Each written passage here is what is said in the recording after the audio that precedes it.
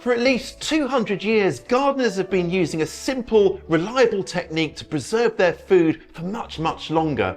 But it wasn't until World War II that canning, also known as bottling, really took off as a means of improving food security. Well, it's seeing something of a revival, and it's no wonder, because canning can lock in that just picked freshness for up to 24 months. Can you can? Of course you can! And today I've got two lots of lovely produce to can, these freshly picked beans and these really rather glorious tomatoes, and they smell divine too. Canning has always been popular with gardeners in the know, so it's great that more of us are cottoning on to this simple method of preserving the very freshest harvests. So let me show you what we're going to be working with today. Now, I wanted to keep this all as simple as possible, so for that we're going to be water bath canning. It uses a lot less specialist equipment. All you really need is a stock pot or canning pot like this. Now, this is a good size. It means I can can several pots at the same time and make the whole system a bit more efficient. Not essential, but I've got this kind of rack which sits on the bottom of the pot like that. It keeps the jars off the bottom of the pot so they're not rattling around. If you don't have a rack, you could just use something like some folded up dish towels put at the bottom just to rest those pots on. I've got some canning tongs here so I can easily move things about without burning my fingers.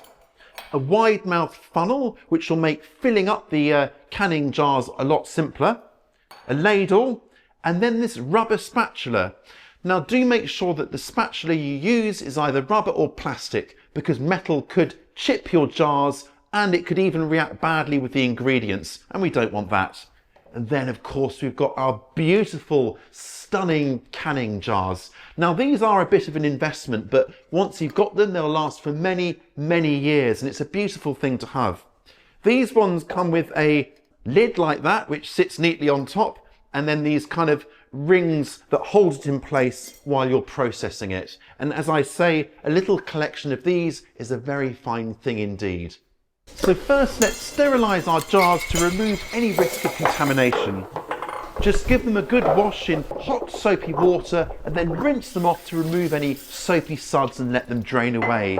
The lids can also be washed in warm soapy water and left to drain. But the bands here, they don't need any preparation because they won't be in contact with the food. With them all clean, I'm going to pop my rack into the bottom of my pot and then put my clean jars onto the rack ready to warm up and sterilise properly. Now, I've just covered the jars so the water sits about ½ an inch or so above the top of the jars, and now I just need to bring this all to a nice simmer. And once it's reached there, we're going to keep it lightly simmering for about 10 minutes to kill off any bacteria and other nasties. Now, when filling it with water, you can use slightly warm water, that's fine, but don't pour boiling water straight in because the temperature differential might cause the jars to crack. And for that same reason, once we've sterilised our jars, we're going to keep them nice and warm and hot and toasty until it's time to fill them, so there's no temperature shock. Now, you don't need me to patronise you, I'm sure, but the jars are going to be very hot, so just exercise a bit of caution. Don't do this barefoot or whatever, just be careful. Another option to sterilise your jars is just to pop them into the oven. Pop them in nice and cold like that, and then sterilise them for, again, 10 minutes once the temperature's been reached at 300 Fahrenheit, which is 160 Celsius or gas mark 2. Bring it up to temperature and then leave it for at least 10 minutes. Right, now while we are sterilising our jars, I can get on and prep my produce. Now, first up, the tomatoes. I'm going to keep them nice and simple by just simply canning them as whole as possible. I'm not going to process them much more than that. But what I do want to do is remove the skins, because I'm not mad keen on skins in my tomato sauces. If that doesn't bother you, then you can just skip this step. So I've had these kind of at a slight rolling simmer for about a minute. And what that does is it kind of makes the skins start to peel off. And then they're going into nice cold water like this. And it means that the skins just come off so much easier like this in almost one go. I'm not going to be too precious about getting every last scrap off of skin, just most of it off. There we go. It's quite satisfying when it comes off in one go though. Lovely job. For these bigger tomatoes, which I'm going to can first, I've simply cut them in half and then carefully cored out the most woody bit right at the middle there, just so they're nice and fleshy. And here are my prepped fruits. Now let's fill our jars, and I'm going to pack the tomatoes in so they come to within about 1/2 inch or a centimetre of the top.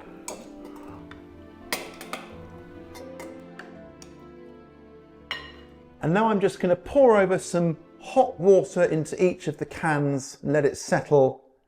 So again, it comes to with about 1/2 inch or 1 centimetre of headspace at the top. Might use my spatula just to kind of eke it down a bit. And then in goes approximately 1/2 teaspoon of salt into each jar. And then the final touch is 1 tablespoon of lemon juice. Now I'm being lazy and using bottled lemon juice, but you could use fresh juice, of course, if you wanted. Now what the lemon juice is going to do is raise the acidity of the environment in this jar, and that'll help to keep everything safe, which is really important when you're water bath canning. It will help to prevent issues like botulism, which, believe me, we definitely want to avoid. Water bath canning is the lower tech and arguably simpler way to can, but it does rely on either having naturally acidic foods going in or adding something acidic to make it a more acidic environment. If you want to can non-acidic foods, then you'll have to pressure can. Now this does rely on a specialist piece of kit, a pressure canner, but it will greatly open up what you can. Now, if you look closely at these jars, like here, for example, there's the occasional air gap or air bubble, and we don't want that. We want to get all of those out. And this is where the spatula comes in. Just slip it round the side like that, all the way around. Very gently agitate your produce like that. Remove any air bubbles, and it will settle down a bit. If it settles down a lot, then you can just top it up with a little bit more hot water. But there we go, that's perfect. I think it's beginning to look quite colourful actually. Now we're going to put the lids on, but first just give the bands, or rather the threads here, a little wipe round to remove any splashback. And then to put the lid on, get it on nice and squarely, or should that be roundly, you know what I mean, like that. And then to hold it in place, on goes our screw band like that. And that just keeps the lid nice and sort of in place while we process it. They'll come off in a bit. Don't have to be incredibly tight, just kind of firm enough but loose enough to hold the lid in place. I'm just going to lower the jars into the hot water like that. And as you can see, the tops of the lids here are covered by about 1 inch or a few centimetres of water, which is perfect. They're fully immersed. Now let's turn it on and bring it to a gentle simmer like we were doing before. This time we'll keep it simmering for about 40 minutes to properly process our jars. Now beans are not naturally acidic, so to water bath these guys I'm going to have to create an acidic solution as well. This time I'm going to use a 50-50 mix of distilled or white vinegar with hot water. So I've carefully trimmed these beans and they're looking nice and even and really quite beautiful now. I'm just going to load up these jars with them and try and pack them in as much as possible. I think that's as packed as I'm going to get them. So into each jar goes a peeled and lightly crushed whole clove of garlic like that. And then 1/2 teaspoon of chili flakes as well for a little bit of kick. You can add more or less to taste, of course. And then 1/2 teaspoon of dill seeds. I'm actually using cumin seeds, so that gives a nice kind of aromatic kick. And then just like our tomatoes, it's in with 1/2 teaspoon of salt. Now ideally you'd be using canning salt because it doesn't have any caking agent which can make the water or the liquid turn a bit murky. If you can't find canning liquid, then use something like I'm using, either kosher salt or sea salt, which hasn't got any impurities. And then it's on with our warm mixture, 50-50 water and our distilled vinegar, right up to the top, or not quite to the top, but leaving a 1/2 inch or centimetre of headspace at the top. And then just like before, I'm going to use the spatula to eke around the edges and jiggle things around to get rid of any air bubbles and trapped air.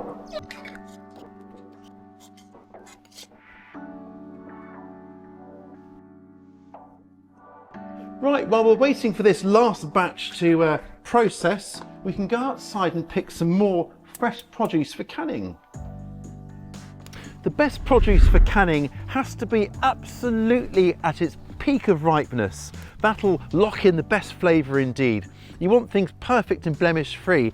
Now I've saved a few slightly suspect tomatoes here to show you what you don't want. This one here, it's all right, but it's a bit soft and squidgy. Probably best to eat that as soon as possible. This one's got a bit of a sort of cracking along here, and this one's got some spotting which could possibly be some sort of disease, and it's split here. Don't have those, just get yourselves these beautiful, perfect tomatoes. And look at these beans, clean, firm, not too old, just perfect for preserving. This tomato here is perfectly ripe, but anything paler like this, for example, I just leave on the vine as long as possible to get that perfect ripening. As I say, we want just perfect pickings for our canning. Right, let's go and check in on our beans, see how they're getting on. Ta-da! Time's up for these jars, so I'm just going to turn off the heat and then just let everything sit for about 5 to 10 minutes so it's not absolutely boiling hot. And now I'm going to carefully remove them, I think I'll keep the oven gloves on, from the hot water onto this waiting dish towel here. So I'm just going to leave these overnight to cool right back down to room temperature, and it's during this time that the magic happens. As the liquid cools down, a vacuum is created in the air above it, and it pulls the lid down, sucks it down and creates a nice tight seal. And that's what's going to help our produce here store for months and months and months. You might even hear the lids popping as the vacuum develops. Once everything is cooled down, just remove these screw bands here and then check that the lid has properly sealed. Now when you push it, there should be no give. It should be properly sucked down onto the jar. And look, you can sort of wiggle it about. It's properly secured there. If there's any give whatsoever, just pop that jar into the fridge and use up the produce that's in there as soon as possible. Store these successfully sealed jars in a cool, dark and dry place where your just picked, beautifully processed produce should keep for at least 12 months. Well, it's just lovely to have something homegrown and beautifully preserved in the larder for later in the year. It feels so satisfying. I'll catch you next time.